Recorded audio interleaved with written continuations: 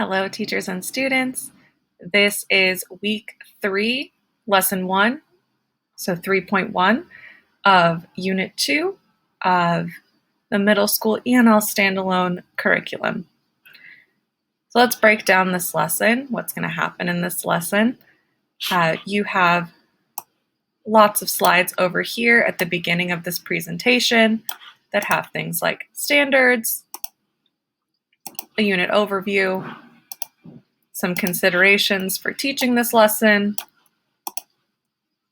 as well as some big moments to consider in the lesson. Please also note down here this note for teachers on many of the slides that can give some suggestions on how to modify and differentiate this lesson for your learners. So, the big portion of this lesson is the text, and there are discussion questions in the text. But in this lesson, we've got 5 big moments. We start with the opening, or do now. There's a before reading activity, into the text, after the reading, and the closing and connecting. Just to give a better idea of how all this plays out, let's go through these slides together.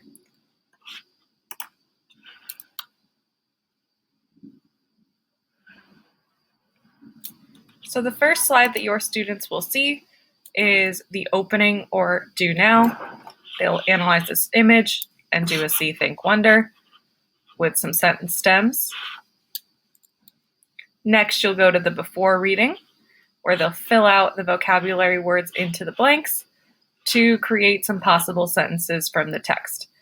The purpose of this will be to read the text closely to learn about the Gumpertz family. And any of these words that are hyperlinked, you or students can click on, and it will take you to a vocabulary.com link to the word. After that, students will get into the text. There is a recording linked here and the text linked here.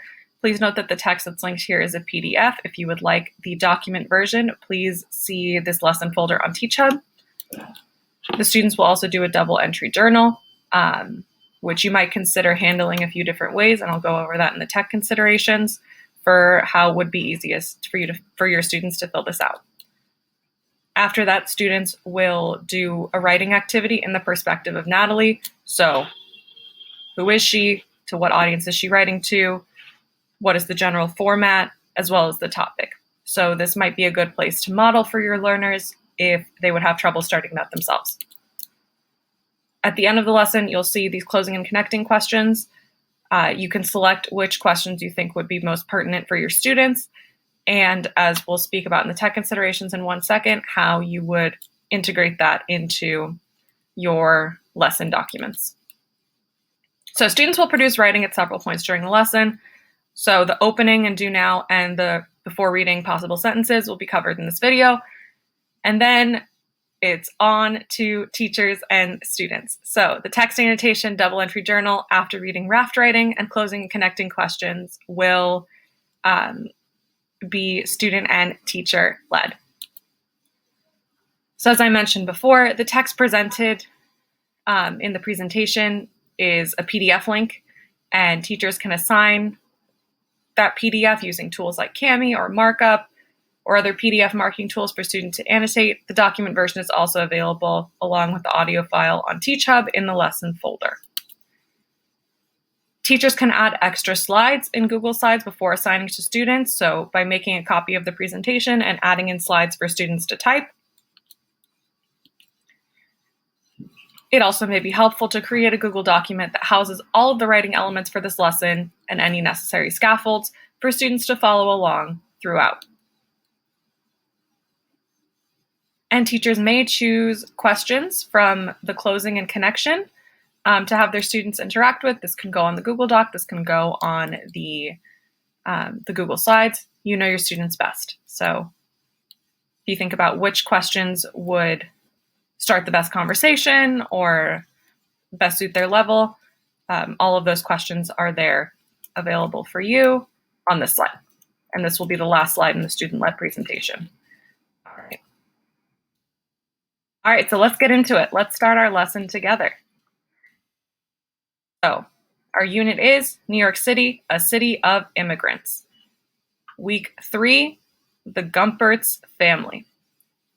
Our essential question: how do families contribute to a community? How do families contribute to a community? So the text that we will be reading later today in this lesson is called A German Neighborhood. This is an informational text. Can someone please read our lesson objectives?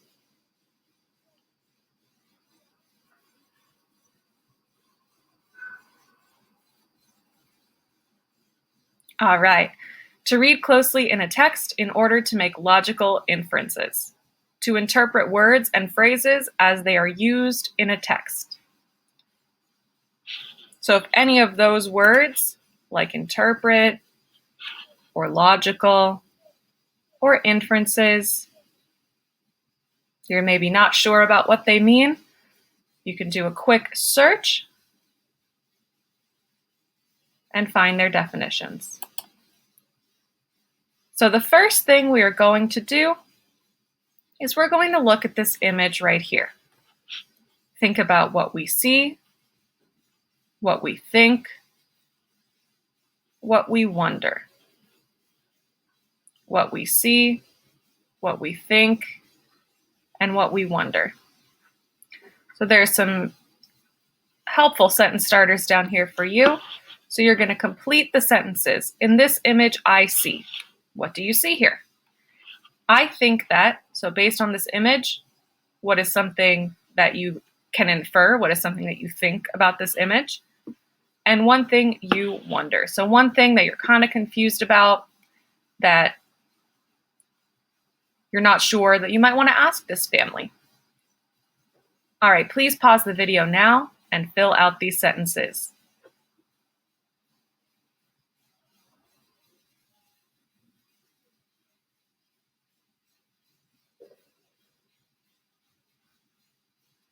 All right. So here are some sentences that I wrote about this photo. In this image, I see clothes hanging. So right here, we've got some clothes hanging. They probably just got washed, I can imagine.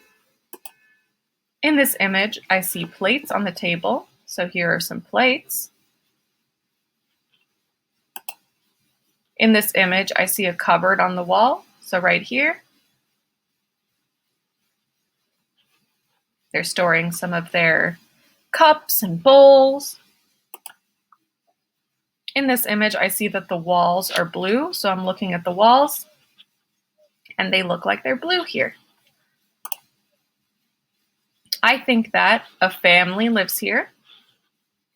So it looks like there's more than one plate, looks like there's more than one piece of clothing. So it looks like a family lives here. And I can also see from this caption down here, so this information about the photo, that this is the Gumpert's family kitchen. So I am thinking that a family lives here. I think that there is not much light in the room. So I see these lamps right here and here, but I don't see any windows. So I don't think that there's very much light in the room. And one thing I wonder is if the family is getting ready for dinner. So I see the plates on the table, wondering maybe it's time for them to eat because I see some food in the middle of the table. And one thing I wonder as well is how many people live here in this house. So there's a few plates on the table, but I want to know how many people live in this house.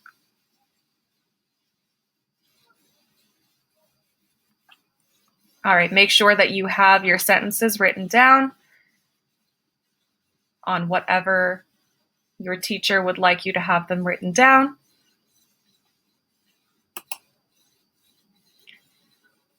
Now let's do another activity. So here are some sentences from our story. We have missing words down here. and we are going to put those missing words in the blanks where they belong.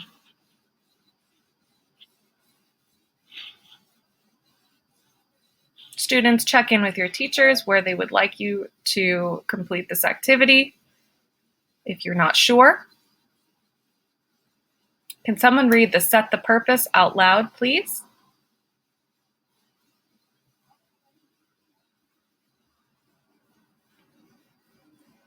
Thank you. So we will read the text closely to learn about the Gumpert's family as they settled in New York City. Some words that might be a little bit challenging would be contribute and economy.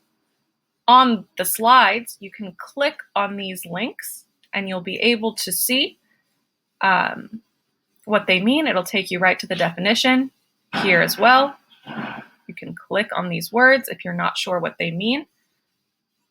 So please pause the video now and go ahead and complete this activity.